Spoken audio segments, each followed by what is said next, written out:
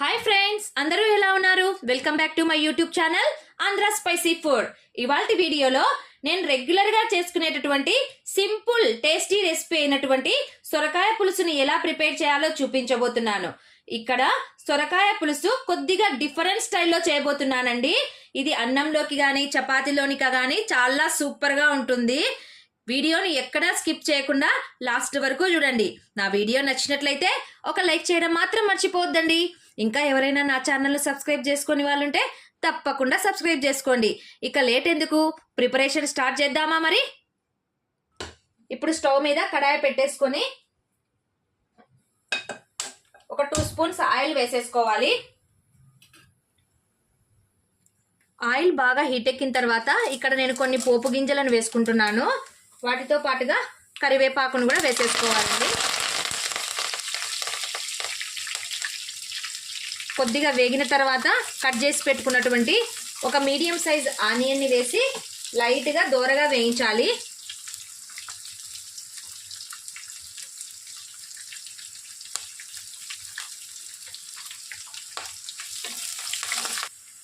Onions లైట్గా వేగిన తర్వాత నేను ఇక్కడ 2 మీడియం సైజ్ టమోటాలను కట్ చేసి పెట్టుకున్నాను. వీటిని కూడా వేసి కొద్దిగా మెత్తబడే వరకు వేయించుకోవాలి.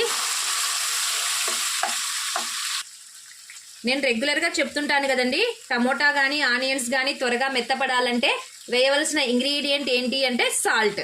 అందుకోసం అనేసి లైట్గా సాల్ట్ని వేసేసుకుంటున్నాను. దీంతో పాటుగా కొద్దిగా పసుపుని వేసేసుకోవాలి.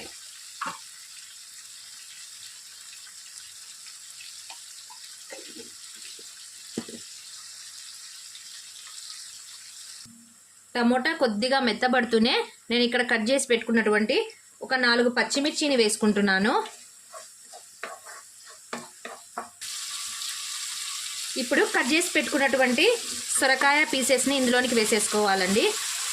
సొరకాయలో వాటర్ లెవెల్స్ ఎక్కువగా ఉంటాయి కదా, అందుకని మనము ఒక 5 మినిట్స్ వరకు దీన్ని వాటర్ వేయకుండానే వీటిని ఉడికించుకోవాలండి.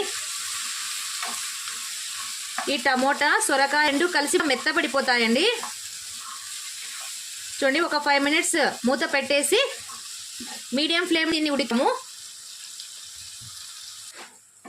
సొరకాయ కొద్దిగా లైట్గా మెత్తపడుతూనే మనం ఇక్కడ 1 స్పూన్ మిర్చి పౌడర్ని యాడ్ చేసుకోవాలండి. అప్పుడే సొరకాయ చప్పగా ఉంటుంది కదా, మసాలా బాగా పట్టుతుంది. సొరకాయ ఉడికేలోపు మనం ఇక్కడ మసాలాను ప్రిపేర్ చేసుకుందాము. దీనికోసం నేను ఒక 10 వెల్లుల్లి రెబ్బలను తీసుకున్నాను. కొద్దిగా అల్లం ముక్కను, వాటితో పాటు కొద్దిగా కొబ్బరిను కూడా తీసుకున్నానండి. వీటన్నిటిని మిక్సీ పట్టుకుందాము.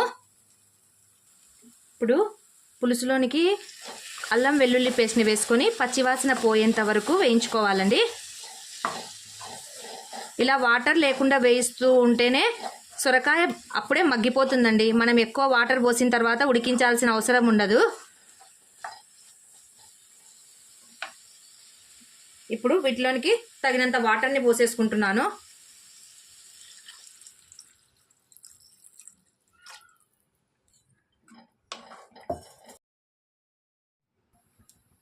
గ్రేవీకి కొద్దిగా చిక్కదనం కోసము నేను కొన్ని పల్లీలను వేపుకుంటున్నాను. వీటి వల్ల గ్రేవీకి చిక్కదనమే కాదండి, టేస్ట్ కూడా మరీ పెరుగుతుంది.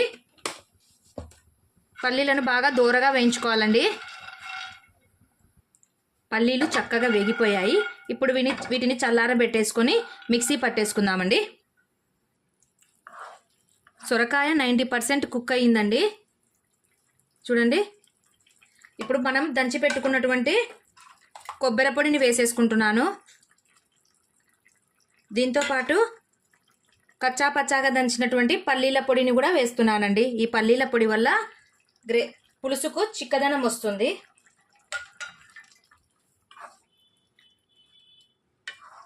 పల్లీలు మరీ మెత్తగా గ్రైండ్ చేసుకోవద్దండి, కొద్దిగా కచ్చా పచ్చాగా దంచుకోవాలి. అప్పుడే పల్లీలు పంటి కింద పడుతుంటే టేస్ట్ బాగా వస్తుందండి. పులుసులో ఉన్నటువంటి వాటర్ అంతా పైకి తేలింది అంటే మనకు ఆల్మోస్ట్గా కర్రీ ప్రిపేర్ అయిపోయినట్లేనండి. ఇప్పుడు కొద్దిగా ధనియాల పొడి వేసేసుకుందాము.